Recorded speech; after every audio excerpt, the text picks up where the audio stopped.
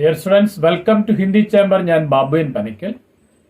ഇന്ന് നമ്മൾ പഠിക്കാൻ പോകുന്നത് കേരള യൂണിവേഴ്സിറ്റി 2ാം വർഷ BA ഹിന്ദി ഗ്രാമർ ക്ലാസ് ആണ് നമ്മൾ നോക്കുന്നത്. 2ാം വർഷ BA ഹിന്ദി വ്യാകരൺ വളരെ വ്യക്തമായിട്ട് മലയാളത്തിൽ എങ്ങനെ പഠിക്കാം എന്നുള്ളതാണ് നമ്മുടെ ഈ ക്ലാസിന്റെ പ്രത്യേകത. അപ്പം നമുക്ക് ക്ലാസ്സിലേക്ക് കടക്കാം. ആദ്യത്തെ വ്യാകരണം സ്റ്റാർട്ട് ചെയ്യുന്നത് തന്നെ ശബ്ദ എന്ന് പറഞ്ഞാണ്. ശബ്ദ അഥവാ വേഡ്. ശബ്ദ കിസേ കാത്തെ ഹേ, കിത്തനെ പ്രകാർ കെ ഹോത്തെ ഹേ.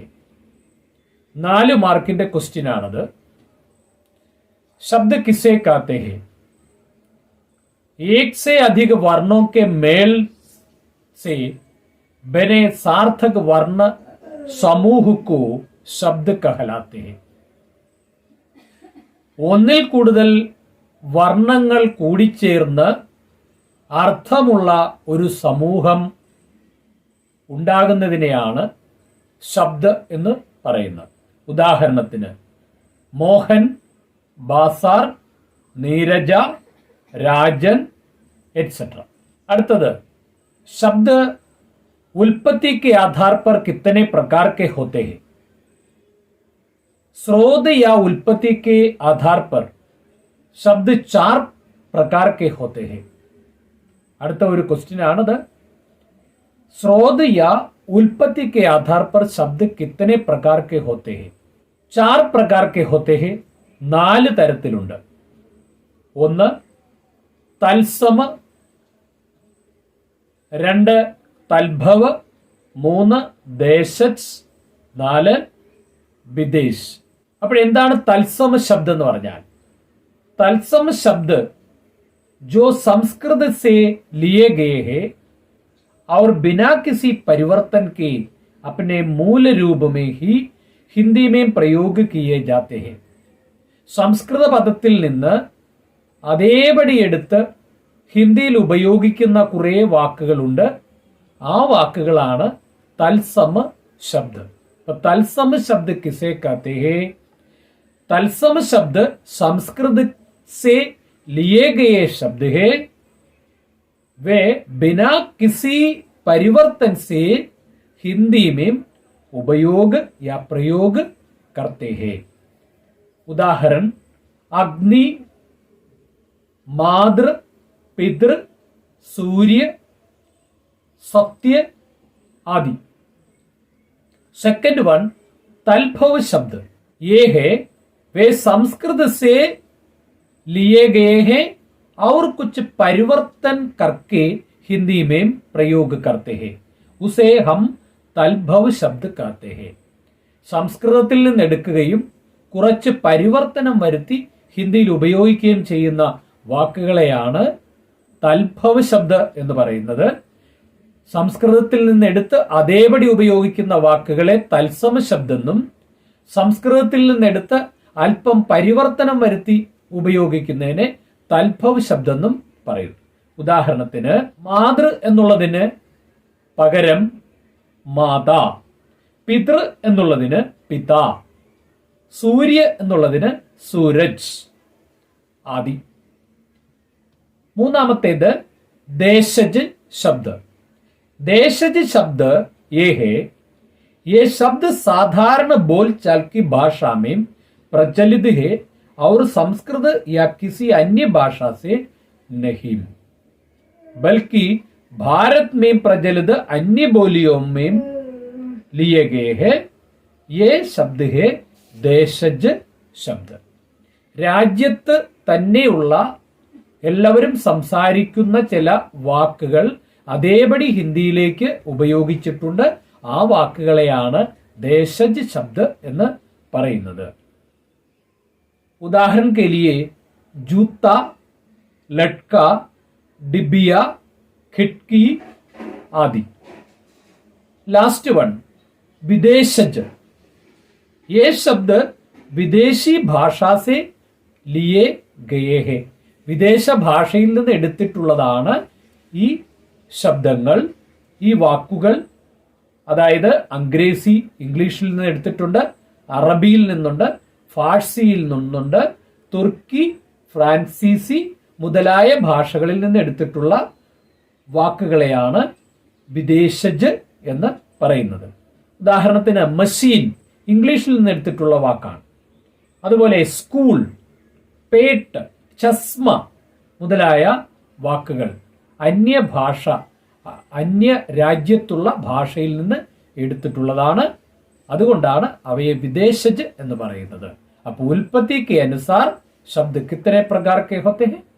4 प्रकार के होते हैं: तत्सम, तद्भव, देशज, विदेशज. ओके. रचना के आधार पर शब्द कितने प्रकार के होते हैं? രചനയുടെ അടിസ്ഥാനത്തിൽ വേഡ് എത്രയായിട്ട് അഥവാ ശബ്ദ എത്ര തരത്തിലുണ്ട്? 3 प्रकार के होते हैं. 3 തരത്തിലാണുള്ളത്. रूढ़ शब्द, यौगिक शब्द, योगरूढ़ शब्द. എന്താണ് रूढ़ शब्द?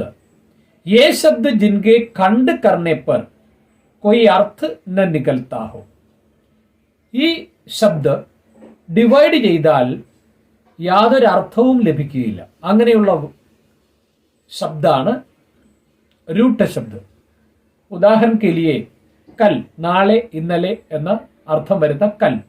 കൽ രണ്ടായിട്ട് ഡിവൈഡ് ചെയ്താൽ കാ വേറെ, ലാ വേറെ. കായ്ക്കും പ്രത്യേകിച്ച് അർത്ഥമില്ല, ലായ്ക്കും പ്രത്യേകിച്ച് അർത്ഥമില്ല.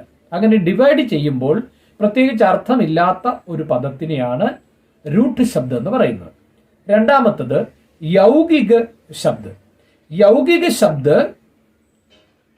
जो 2 या 2 से अधिक शब्दों या शब्दांशों से बने हो और जिनका अलग अलग अर्थ भी होते हैं, उसे यौगिक शब्द कहते हैं. 2 പദങ്ങൾ, 2 ശബ്ദങ്ങൾ കൂടിച്ചേർന്നുണ്ടാകുന്ന ഒരു ശബ്ദമാണ് യൗഗിക ശബ്ദം എന്ന് പറയുന്നത്. അവ രണ്ടായിട്ട് ഖണ്ഡിച്ചാലും അവയ്ക്ക് പ്രത്യേകം അർത്ഥമുണ്ടായിരിക്കും. അതാണ് यौगिक शब्द. उदाहरण के लिए देशभक्ति, देश और भक्ति, देश प्लस भक्ति. विद्या आलय, विद्या प्लस आलय, विद्यालय, विद्या का आलय. മൂന്നാമത്തേത് योगरूढ़ शब्द. योगरूढ़ शब्द ये है जिनमें रूढ़ तथा यौगिक दोनों शब्दों की വിശേഷതായം होती है. रूढ़ ശബ്ദിന്റെ സവിശേഷതയും ഉണ്ടാകും, യൗഗിക ശബ്ദിന്റെ സവിശേഷതയും ഉണ്ടാകും. അങ്ങനെയുള്ള വാക്കുകളാണ് യൗഗിക रूढ़ ശബ്ദ എന്ന് പറയുന്നത്. ഉദാഹരണത്തിന് പങ്ക് പ്ലസ് ജ, പങ്ക് പ്ലസ് ജ, പങ്കജ്. പങ്കജ് എന്ന് പറഞ്ഞാൽ താമര, പങ്കജ്. പീത് പ്ലസ് അംബർ, പീതാംബർ. नील प्लस कंठ, नीलकंठ. देन प्रयोग के आधार पर शब्द कितने प्रकार के होते हैं? प्रयोग के आधार पर 2 प्रकार के होते हैं. പ്രയോഗിക്കുന്നതനുസരിച്ച് ശബ്ദ 2 തരത്തിലുണ്ട്. ഒന്ന് വികാരി ശബ്ദ, 2 अविकारी शब्द. विकारी शब्द किसे कहते हैं? लिंग, वजन, काल, कारक इत्यादि से परिवर्तन होने वाले शब्द है विकारी शब्द. ലിംഗ, വചന, കാല, കാരക് മുതലായവയിൽ വ്യത്യാസം വരുന്ന വാക്കുകളാണ് വികാരി ശബ്ദ. ഉദാഹरण के लिए लटका पढ़ रहा है, लटका पढ़ रहा है, लटकी पढ़ रही है, लटके पढ़ रहे हैं. അങ്ങനെ ലിംഗ, വചന, കാല, കാരക് ഇത്യാദി से परिवर्तन होने वाले शब्द है विकारी शब्द. രണ്ടാമത്തേത് അവികാരി ശബ്ദ. അവികാരി ശബ്ദം എന്ന് പറഞ്ഞാൽ എന്താണ്? ലിംഗ, വചന, കാല, കാരക് ഇത്യാദി से परिवर्तन नहीं होने वाले शब्द. പരിവർത്തനം സംഭവിക്കാത്ത വാക്കുകളെയാണ് അവികാരി ശബ്ദം എന്ന് പറയുന്നത്. ഉദാഹരണത്തിന് ധീരെ ധീരെ, ഔർ, ജൽദി ജൽദി ഇതെല്ലാം അവികാരി ശബ്ദിന് ഉദാഹരണങ്ങളാണ്. വികാരി ശബ്ദക്ക് 4 ഭേദ ഹോത്തെ ഹെ. വികാരി ശബ്ദിന് 4 പിരിവുകളുണ്ട്. സജ്ഞ, സർവനാം, വിശേഷണ ഔർ ക്രിയ. ഇത് വളരെ പ്രധാനപ്പെട്ടതാണ്. സജ്ഞ കിസേ കാത്തെ ഹെ എന്ന് ചോദിക്കാം, സർവനാം കിസേ കാത്തെ ഹെ എന്ന് ചോദിക്കാം, വിശേഷണ കിസേ കാത്തെ ഹെ എന്ന് ചോദിക്കാം, ക്രിയ കിസേ കാത്തെ ഹെ എന്ന് ചോദിക്കാം. അപ്പോ 1 സജ്ഞ, 2 സർവനാം, 3 വിശേഷണ, 4 ക്രിയ.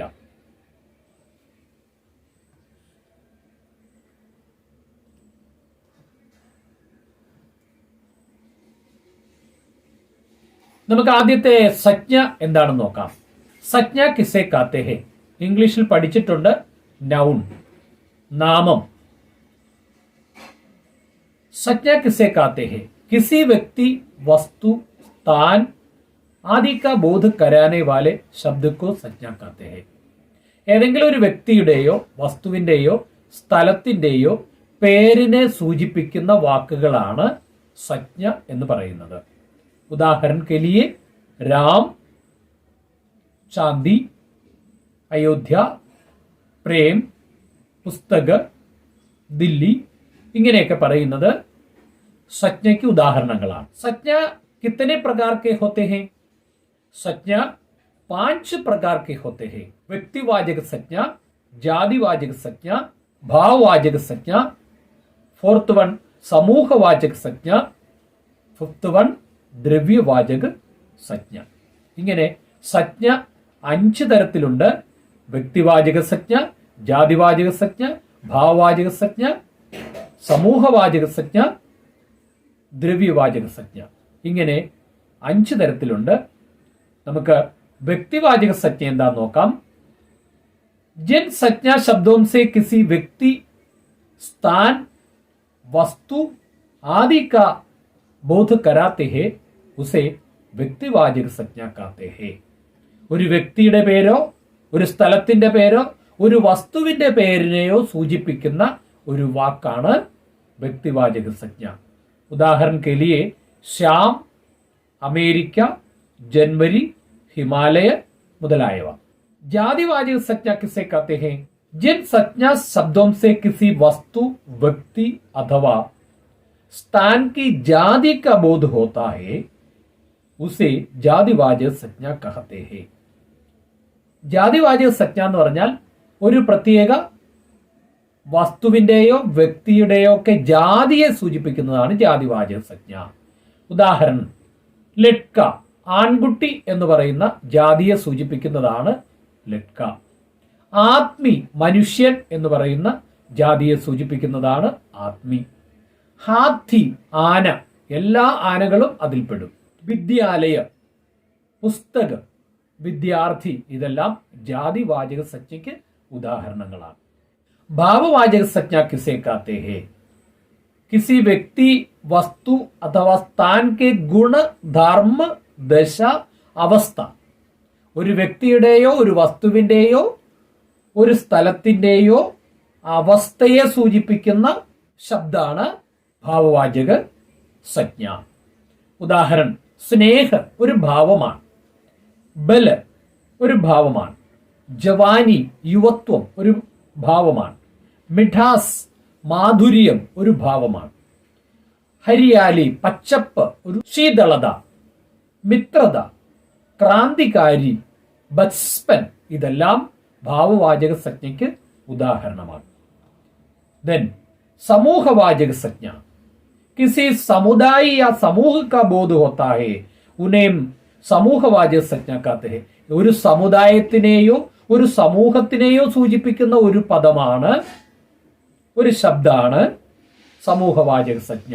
ഉദാഹരണം സേന സൈന്യം എന്ന് പറയുന്നത്, മേള ഉത്സവം എന്ന് പറയുന്നത്, സഭ, അതുപോലെ ദൾ, കക്ഷ, സമിതി, കർമ്മചാരി, ടീം എന്നൊക്കെ പറയുന്നത് സമൂഹവാചക സജ്ഞയ്ക്ക് ഉദാഹരണമാണ്.